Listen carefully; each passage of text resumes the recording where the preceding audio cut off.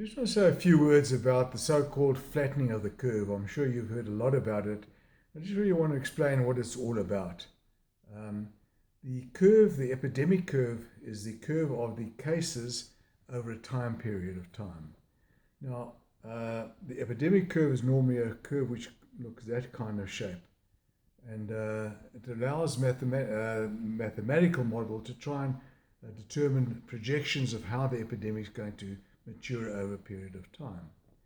Now, when you're looking at a virus such as COVID, the COVID-19 virus, the SARS-CoV-2, we've got a virus which is highly infectious. And because it is highly infectious, we've got a very sharp curve.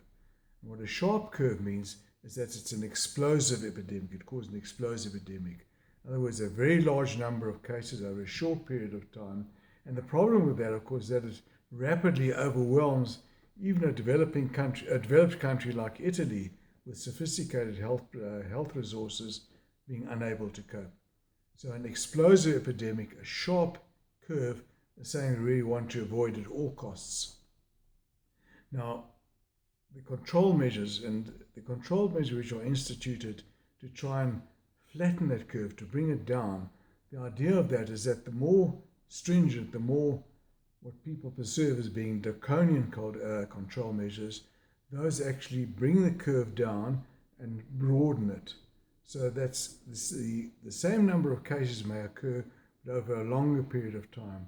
And that allows the healthcare system to have the resources to respond to it. And that's why we, in fact, have these control measures into place.